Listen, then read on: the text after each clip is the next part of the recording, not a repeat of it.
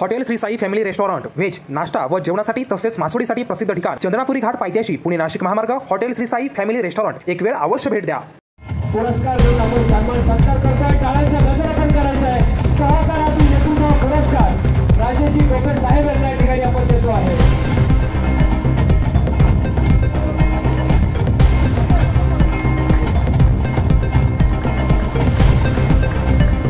धन्यवाद साहेब। यानंतर आदरणीय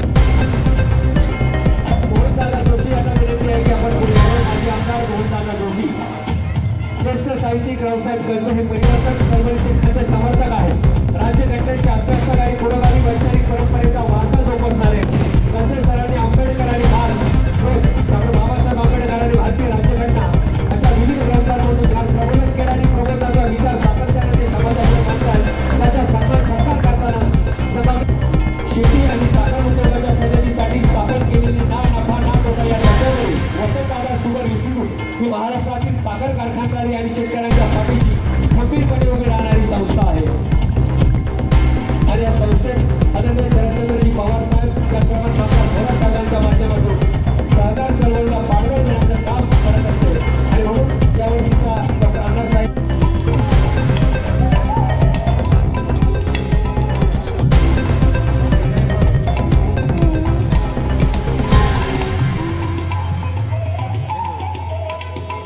टाळ्यांच्या गजरामध्ये या पुस्तकाचं स्वागत आपण करूया। कृषीरत्न डॉक्टर अण्णासाहेब शिंदे या पुस्तकाचं प्रकाशन या ठिकाणी साहेबांच्या हस्ते आपण करत आहोत। डॉक्टर प्रेरणाताई शिंदे मी आदरणीय साहेबांना विनंती करतो की लेखक जे आहेत प्राध्यापक अशोक सोनवणे यांचा सन्मान दरवर्षी टाळ्यांच्या जयंतीनिमित्त तालुकास्तरीय उत्कृष्ट स्पर्धा आपण घेत असतो आणि त्यामध्ये संपूर्ण येणारे जे विद्यार्थी आहेत 626 विद्यार्थ्यांनी सहभाग घेतला आणि त्यापैकी या 4 विद्यार्थ्यांना आपण त्या ठिकाणी वेगळे पाहुण्यांच्या उपस्थितीमध्ये सन्मानित करत आहोत। कुठे अजय खेडे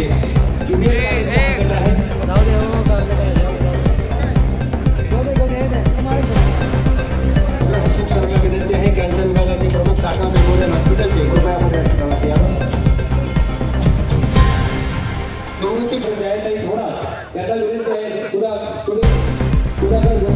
संकट काळामध्ये ज्याने महाराष्ट्र वाचवला आणि आंतरराष्ट्रीय पातळीवर महाराष्ट्राचं नाव मिळवलं असे आदरणीय राजेजी गोपे साहेब त्यांचा सन्मान सत्कार पुरस्कार देऊन आपण सन्मान सत्कार करतोय। टाळ्यांचा गजर आपण करायचा आहे।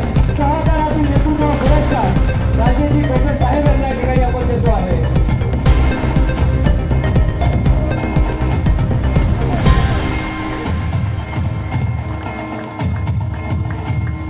धन्यवाद साहेब। यानंतर आदरणीय गोविंददादा जोशी यांना विनंती आहे की आपण पुढे यावं। माजी आमदार गोविंददादा जोशी श्रेष्ठ साहित्यिक रावसाहेब गजबे हे परिवर्तक चळवळीचे खरे समर्थक आहेत। राज्यघटनेचे अभ्यासक आणि पुरोगामी वैचारिक परंपरेचा वारसा जोपासणारे तसेच सरांनी आंबेडकर आणि डॉक्टर बाबासाहेब आंबेडकर आणि भारतीय राज्यघटना अशा विविध ग्रंथांमधून ज्ञान प्रबोधन केले आणि प्रबोधनाचा विचार सातत्याने ते समाजापुढे मांडतात। त्याचा सन्मान सत्कार करताना शेती आणि साखर उद्योगाच्या प्रगतीसाठी स्थापन केलेली ना नफा ना तोटा या तत्वावरील वसंतदादा शुगर इन्स्टिट्यूट ही महाराष्ट्रातील साखर कारखानदारी आणि शेतकऱ्यांच्या पाठीशी खंबीरपणे उभी राहणारी संस्था आहे। आणि या संस्थेत आदरणीय शरदचंद्रजी पवार साहेब त्याचप्रमाणे डॉक्टर भोरा साहेबांच्या माध्यमातून सहकार चळवळीला पाठबळ देण्याचं काम करत असते आणि म्हणून यावर्षीचा डॉक्टर अण्णासाहेब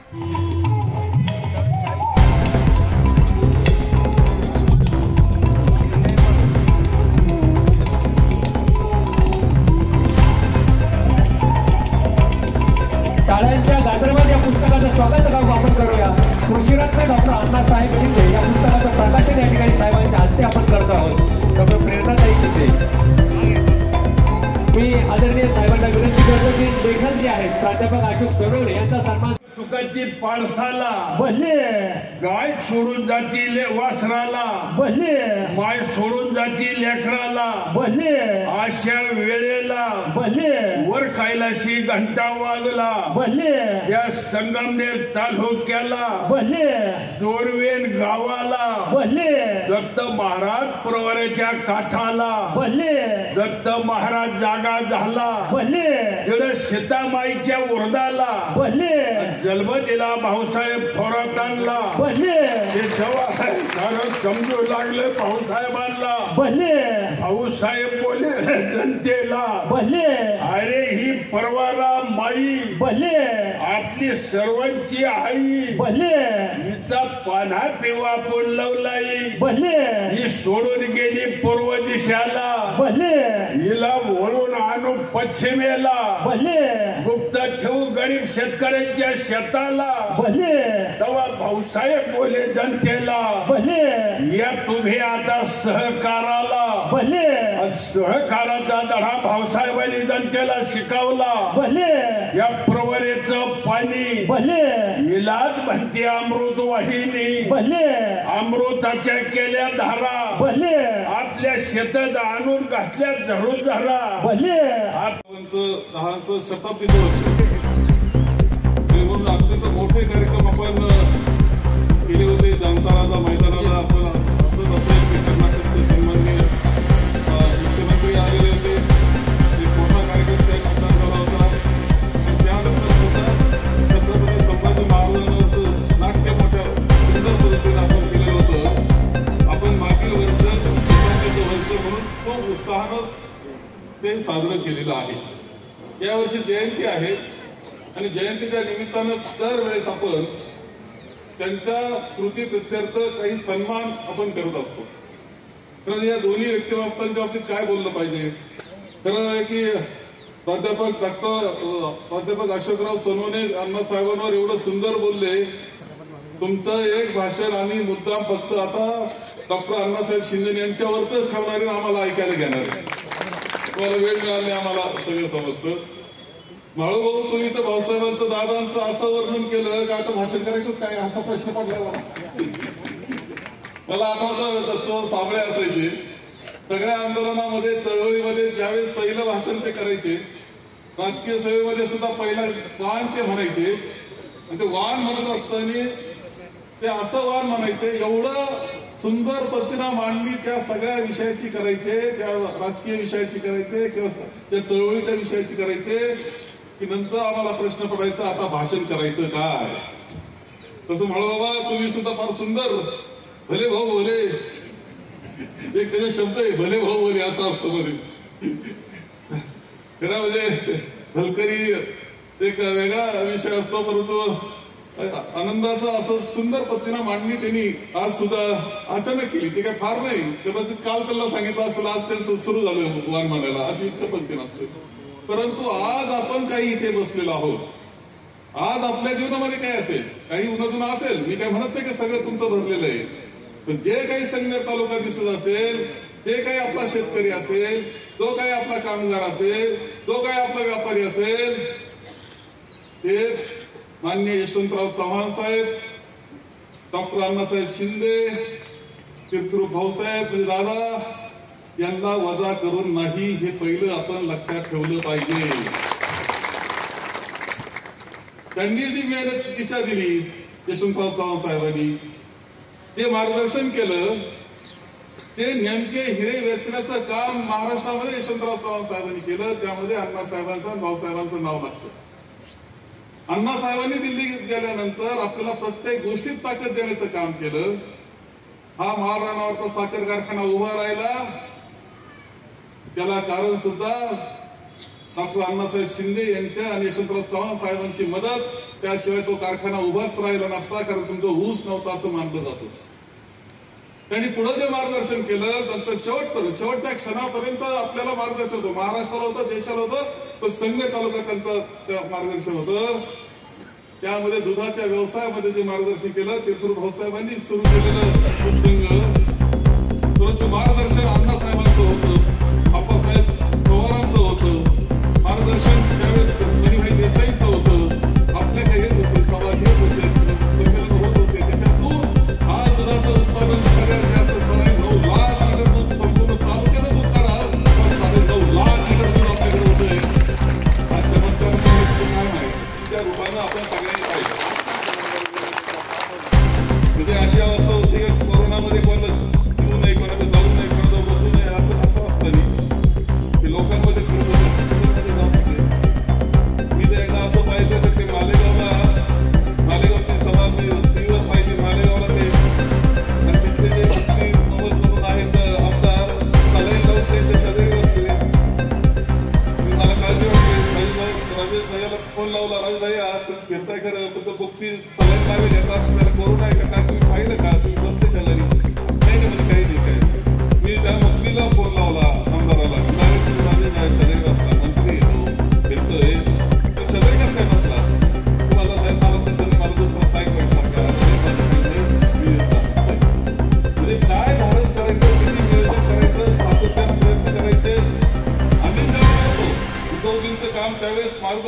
आदर्शच झालं.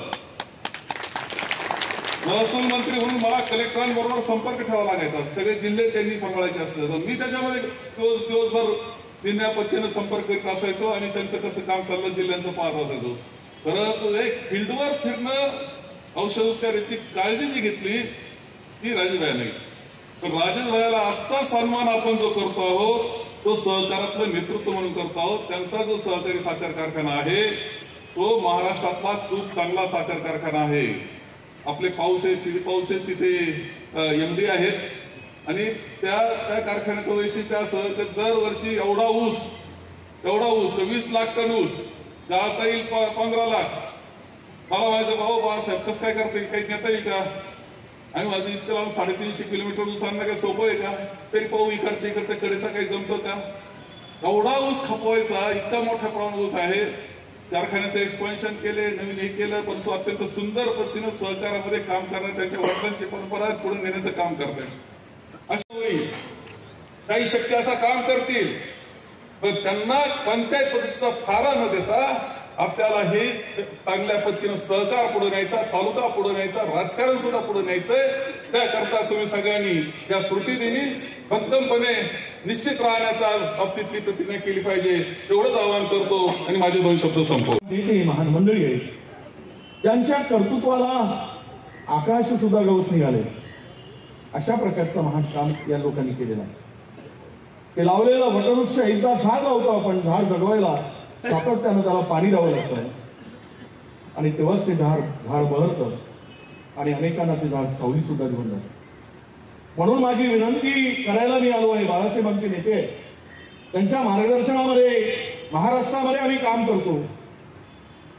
मी तुम्हाला विनंतीही करतो आहे, जे भाऊसाहेबांनी लावलेलं झाड आहे त्या झाडाला मात्र तुम्ही कधी सुकू देऊ नका. ते झाड सातत्याने त्याला पाणी द्या. त्याचं कारणही असं आहे की त्यावेळेस यशवंतराव चव्हाण साहेबांच्या उपस्थितीमध्ये जे काही काम सुरू झालं, मला एक आठवतं की त्यांची उंची किती होती, त्या काळातली त्या नेत्यांची उंची किती होती. यशवंतराव चव्हाण साहेबांनी त्यावेळेस चंद्रभागेवर उजनी धरणाचं काम सुरू केलं आणि त्याची पायाभरणी सुरू होती. ती पायाभरणी करताना त्यांचं भाषण जे होतं ते नक्कीच तुम्हाला 1-2 मिनिटांमध्ये ते खरं म्हणजे किती खोली असावी आणि श्रद्धाही असताना कामाला कसं आपण पुढे न्यावं. चंद्रभागेवर हे जे बांध बांधलं जात होतं उजनी धरणावर, त्यावेळेस यशवंतराव चव्हाण म्हणाले, विठ्ठला तुझ्या चरणाला स्पर्श करणाऱ्या पाण्याला मी अडवतो आहे, तुम्हाला माफ करशील, पण तुझ्यावर प्रेम करणारे लाखो माझे शेतकरी आहेत, त्यांच्या शेतीला मात्र फुलू दे आणि ते फुलवताना मला दुःख झालं तरी तुला मात्र अधिक आनंद होईल. हे त्यावेळेस यशवंतराव चव्हाण आम्हाला हवं होतं, पण हे सांगताना मला अत्यंत दुःख होतं की तुम्ही कुठेतरी चुकलात. ते चेहऱ्यावरचे भाव सांगतात. असू दे, काही चुका होतात, चुकीतून असं म्हणतात की एक हार नहीं होती, एक जीत से जीत नहीं. तुमचे एवढंच सांगायला आलो खरं म्हणजे की सगळं पुस्तकं वाचताना भाऊसाहेब आणि अण्णासाहेब कधी पाहिले का आपण, पण महाराष्ट्रात मात्र आम्ही एका खात्याचे 2 तुकडे होताना पाहिजे आणि वाटून दिले, तुला चरे आणि यांना फुटाणे. अरे जे पेराल तेच उगवेल, म्हणून दुसऱ्यासाठी खड्डे खोदाल तर एक दिवस तुम्हालाही खड्ड्यात पडावं लागेल, अशा प्रकारचं राजकारण. आणि हे राजकारण जनतेच्या हिताचं नसतं. लोकांना तुम्ही नजरेपुढे ठेवून काम करायचं, हे न करता बदला घेण्याच्या दृष्टीने राजकारण करत असाल तर मला वाटतं लालबहादूर शास्त्री नेहमी म्हणायचे कि हमारी ताकत और मजबूती के लिए हम सबको लोगों को नजर के सामने रखकर काम करना है. पण ते विसरले. अलीकडे वेगळ्या वेगळ्या गोष्टी घडत आहेत. राजकारण चुकीच्या दिशेने चाललंय की नाही मला माहित नाही, मी त्यावर भाष्य करणार आहे. कारण महान दोन नेत्यांच्यावर आपण ज्यांनी समाजासाठी समर्पितपणे आपलं आयुष्य वेचलं आणि समाज उभा करण्यासाठी आपलं जीवन समर्पित केलं, त्या नेत्यावर आपण चर्चा करायला, त्यांचे विचार त्यांच्यावरची सगळी विचार म्हणजे भावे साहेब इथे आहे. अरे हम ये कहते हैं कि मिलते रहेंगे तो फिर बचेंगे, मिलते रहेंगे तो भी बचेंगे. धन्यवाद, नमस्कार, धन्यवाद, जय हिंद, जय भीम, जय सेवा, सलाम वालेकुम, राम राम. धन्यवाद. शिर्डीमध्ये भाजपचं अधिवेशन पार पडते, त्या अधिवेशनातून त्यांनी खेड्याकडे चला असा नारा दिलाय. काँग्रेस किंवा महाविकास आघाडीच्या आगामी काळात स्थानिक स्वराज्य संस्थांच्या काय असं हे जनतेने दिलेलं हे मॅन्डेट मला वाटतं दिसत नाही. कारण मी मुद्दाम म्हणेल की जनतेची फसवणूक करून मिळवलेलं आहे बहुमत आहे, सरकार आहे. तुम्ही महाराष्ट्रभर फिरलं तरी कुठेही जनतेमध्ये उत्साहच दिसत नाही. हे सरकार आल्यापासून पुढे तुम्हाला जल्लोष उत्साह असा दिसला, लोकांच्या चेहऱ्यावर कधी आनंद दिसलाय? याचा अर्थ त्यांना कुठेतरी हे बेमानीने मिळवलेलं राज्य असावं अशी खंत त्यांना स्वतःला वाटत असेल. आणि आता खेड्याकडे चला, खेडे उजाड केले, रोजगार संपवला, बेरोजगार त्या खेड्यामध्ये जाल, खेडे भकास आहेत. खेड्यातला बेरोजगार यांना जाब विचारेल, तुम्ही 15 वर्ष होत आहेत आमच्यासाठी काय केलं म्हणून. जाऊन तर बघा, शहरातल्या लोकांना हिंदुत्व सांगून तुम्ही बनवाबनवी कराल, पण ग्रामीण भागातला रोजगार गेलाय, महागाईने कमरडं मोडलंय, बेरोजगार आणि तरुण रस्त्यावर आलेला आहे. तुम्ही जा खेड्याकडे, खेड्यातला माणूस तुम्हाला दाखवेल आमचे काय. संजय राऊतांनी वक्तव्य केलं महानगरपालिका स्वबळावर लढण्याचं, त्यानंतर काँग्रेसकडून देखील नाही, मी त्या संदर्भात स्पष्टपणे बोललो आहे की आम्ही उद्धवजींशी या संदर्भात चर्चा करू. मात्र ते आज असं म्हणतायत की आघाडी फुटल्याचं मी म्हणाले, काँग्रेसचे जे नेते आता त्याच्यावर वक्तव्य टीका करतायत. नाही ते ठीक आहे, ते काय बोलले ते सगळ्यांनीच महाराष्ट्राने ऐकलं आहे. त्यांनी काय बोलण्यात त्यांना दुरुस्त करत असतील तर आम्हाला आनंदच आहे. आमची सगळ्यांची इच्छा आहे की महाविकास आघाडी टिकावी आणि मिळून एकत्र लढावेत. महाराष्ट्रामध्ये अजूनही जनता आमच्या सगळ्याची महाविकास आघाडीची वाट बघते, लोक वाट बघतायत. त्यामुळे त्यांनी काही म्हटलं असेल तर आम्ही उद्धवजींशी चर्चा करून काल त्यावर बोललो आणि पुढे सुद्धा आमच्या हायकमांडशी चर्चा करून ही आघाडी टिकावी असा आमचा आग्रह राहील. अर्थात त्यांना जर शेवट त्याच मुद्द्याला घेऊन भाजप नेत्यांकडून टीका केली जाते की सत्तेच्या लालसापोटी हे सगळे लोक एकत्र आले होते, आता सत्य गेल्यामुळे हे वेगवेगळे रस्ते शोधतात. नाही, सगळ्या चोरांना जमा करून सत्तेसाठी काय नाही तर त्यांनी काय कशासाठी एकत्र आले? ज्यांच्यावर ईडी सीबीआय अनेक प्रकारचे आरोप होते, सगळ्यांना गोतावळा जमा केला. कालपर्यंत जला टाकण्याची भाषा करणाऱ्यांना हे सत्तेसाठी होतं की कशासाठी होतं? जनतेच्या सेवेसाठी होतं. काय ह्याला बोलण्याला काही अर्थ नाही. ते टीकेला त्याला कुठलाही आधार नाही. बीड जिल्ह्यात महाविकास आघाडीबद्दल नाराजी व्यक्त करतायत. पवार साहेबांचं बोलणं त्यांचा अभ्यास पूर्ण असतं, त्यावर आम्ही त्यांचे जे वक्तव्य आहे ते आम्ही ऐकले आहे. त्यातून असं कुठेही महाविकास आघाडी मजबूतच व्हावी अशा प्रकारचे विचार शंका उपस्थित केल्या की हा नेमका अपघात आहे की घातपात आहे, काय सगळं सुरू आहे? काय तर बीड म्हणजे बिहार झालेला आहे महाराष्ट्राचा. त्या बिहारमध्ये आणि 10पेक्षा मोठे गुंड जर त्या बिहारमध्ये बीडमध्ये असतील तर कायदा सुव्यवस्था कशी टिकेल? त्यामुळं कोण कोण याचे सूत्रधार आहेत, यांचे आका वगैरे काय ते म्हणतात धस. अरे एक सत्ताधारी पक्षातला आमदार यावेळेस इतकी स्पष्टपणे बाजू मांडतो आणि तो सांगतो, तर मुख्यमंत्री किंवा सरकारने त्यावर लक्ष घालायला हवं. परंतु त्याला पाठीशी घालण्याचं काम जर होत असेल आणि ते महाराष्ट्रातील आताची परिस्थितीमध्ये ते गुंडगिरी मोडून काढतील किंवा गुंडांचा बंदोबस्त करतील हे सरकार, असं वाटत नाही. म्हणून मी आता भाषणातून म्हणालो की गुंडांना राजकारणी पोचतायत की राजकारणी गुंडांना पोचतायत हे महाराष्ट्रात आता कळेल असं झालंय. जसं बाळासाहेबांनी सांगितलं, कारखान्यामध्ये आमच्या भागात चायकवाडी धरण भरलं आणि बरेचसे साठवण तलाव आम्ही केलेले, त्यामुळे भरपूर ऊस असतो. पुढच्या वर्षी मी तुम्हाला सांगतो 30 लाख टन, 30 लाख 20 नाही 30 लाख टन आज रजिस्टर झालेला ऊस आहे. तुम्ही विचार, आणि 3 युनिट टाकले पण तरी ऊस सरत नाही. मी त्यांना म्हटलं किती पाहिजे तेवढं सांगा, ते आम्ही एका मिनिटात देतो, जवळून देतो, वाटलंच तर काय असेल तर त्या, काय भाव द्यायचा असेल तर त्या, काय प्रॉब्लेम नाही. पण ऊस म्हणजे नेहमी मी तुम्हाला विश्वास बसणार नाही, 25 कारखान्यांना ऊस देतो, 25 इतका ऊस आमच्याकडे आहे. आणि त्यामुळं आपल्या सगळ्या गोष्टी व्यवहाराला चोख असलेला कारखाना म्हणजे संगमनेर भाग सहकारी साखर. अतिशय चोख. काही ठिकाणी तरी फोन करावा लागतात, इथं कधीच नाही. राजेश भैया तुमचा ज्यावेळेस हप्ता जाईल त्यावेळेस आमचा हप्ता जाईल. मी म्हणल्याने अगोदर द्या, नाही ते पण जमणार नाही. ते भाऊसाहेबांसारखंच काम. मी म्हणलं आमचा 3,000 भाव असेल तर अगोदर देऊन टाका 3,000, परत आम्ही नाही मागणार. नाही, तुम्ही ज्यावेळेस हप्ता द्याल त्यावेळेस आम्ही नक्की देऊ आणि तो हप्ता त्यावेळेस बरोबर देऊ. सांगायचा मुद्दा एवढा आहे की व्यवहाराला चोख आणि अतिशय विश्वासार्हता असलेला आहे. आणि मी तुम्हाला एक जबाबदारीने सांगतो की जे कारखान्याचे जन्मदाते असतात त्या घराला, त्या कुटुंबाला ती काळजी असते ना, खरोखर सांगतो कुणालाच असू शकत नाही.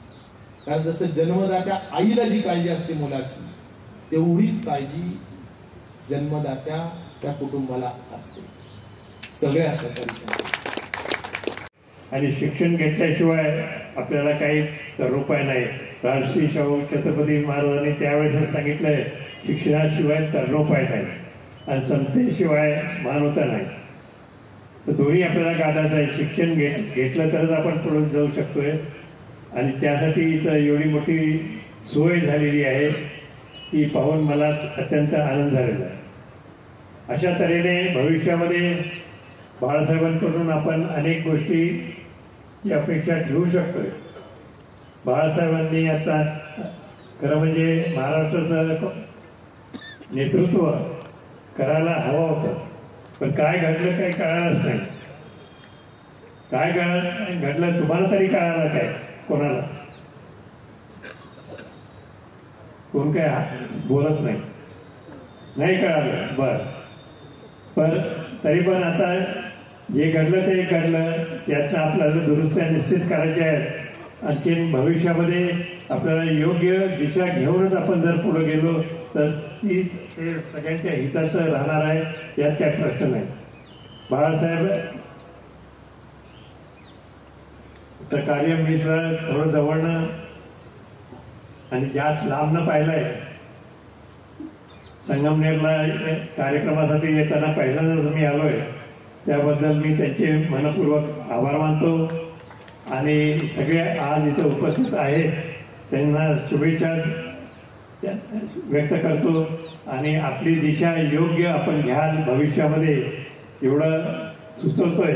आणि निश्चितच बाळासाहेबांकडनं आपल्याला जास्तीत जास्त काम करून घ्यायचं आहे. महाराष्ट्राचं नेतृत्व सुद्धा आता विखरून गेलेलं आहे, ते आपल्याला त्यांच्याकडे दिलं तर निश्चित परत महाराष्ट्र आपला महाराष्ट्र मी म्हणतोय आपल्या कार्यात परत आपल्या चांगलं काम करू शकेल असं मला वाटतंय.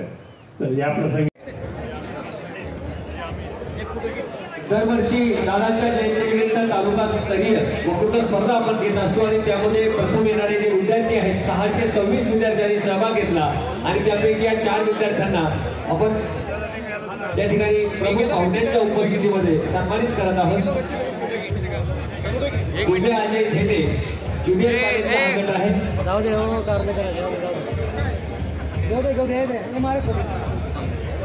अधिवेशन पार पडते, कुठेतरी आगामी स्थानिक स्वराज्य संस्थांच्या निवडणुकीची त्यांची तयारी सुरू आहे. तिकडे महाराष्ट्रात काँग्रेस बॅकफूटवर गेली असं एक आहे. काय प्रोग्राम पुढचा पाहू?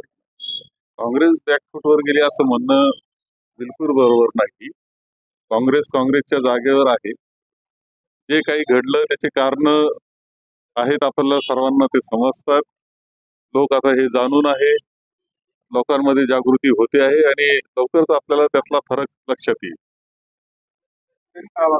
भाजपने जे आहे खेड्याकडे चला असा नारा दिलाय, तो एकेकाळी महात्मा गांधींनी दिला होता. काँग्रेसचा काय नारा काय असतो? काँग्रेस आहे जनमानसात. या देशामध्ये 2 गोष्टी आहेत. एक भारतीय संस्कृती सगळीकडे आहे, प्रत्येक गावात आहे, प्रत्येक राज्यात आहे. आणि दुसरी काँग्रेस आहे. कुठेही गेले तरी काँग्रेस तुम्हाला आहेच आहे. फक्त आम्हाला तिला ऍक्टिव्हेट करणं आणि जोमानं पुढे जाणं हे काम आम्हाला आणखी करावं लागणार आहे.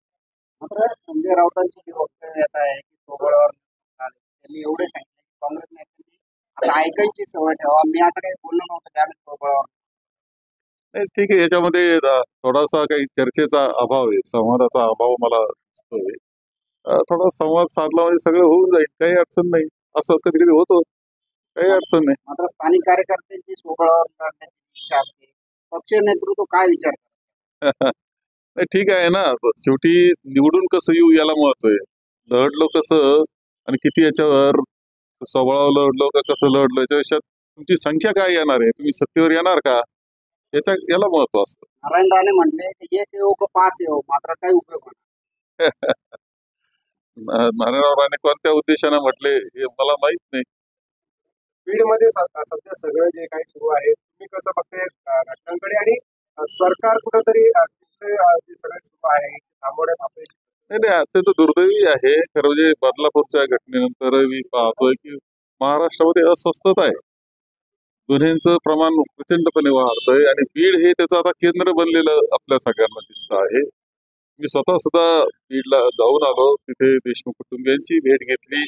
शेवटी आता या सरकारची जबाबदारी आहे की कोणत्याही परिस्थितीमध्ये या गुंडगिरीचा बिमोड करणं हा विषय आहे. त्या बलिदान जे झालंय त्या बलिदान त्यावेळेसच ते कारणी लागतंय की ज्यावेळेस संपूर्ण बीड मधलं किंवा राज्यातलं ही गुंडगिरी थांबली पाहिजे. मात्र वाल्मिक कराडचे रोज एक कारनामे बाहेर येत आहेत आणि कुठेतरी याच मुद्द्यावरून तिथल्या स्थानिक मंत्र्यांवर देखील आरोप होत आहेत, त्यांचा राजीनामा मागितला जात आहे. याच्यामध्ये अत्यंत निरपेक्ष चौकशी झाली पाहिजे. तुम्हाला जर गुंडगिरीचा बेमोड करायचा असेल चौकशी ही निरपेक्ष असली पाहिजे. ती निरपेक्ष केली तरच गुंडगिरीचा बेमोड होणार आहे. त्यामुळं मी कोणाला आज दोष देत नाही, चौकशी झाली पाहिजे. चौकशी दोषी आढळले तर जरूर त्याबाबत कारवाई झाली पाहिजे. निपक्ष रोखठोक तसेच सामाजिक, आर्थिक, राजकीय, शैक्षणिक, धार्मिक ह्या रोखठोक बातम्यांचा आढावा घेण्यासाठी आपल्या MH ऑनलाईनला नक्की सबस्क्राईब करा. धन्यवाद.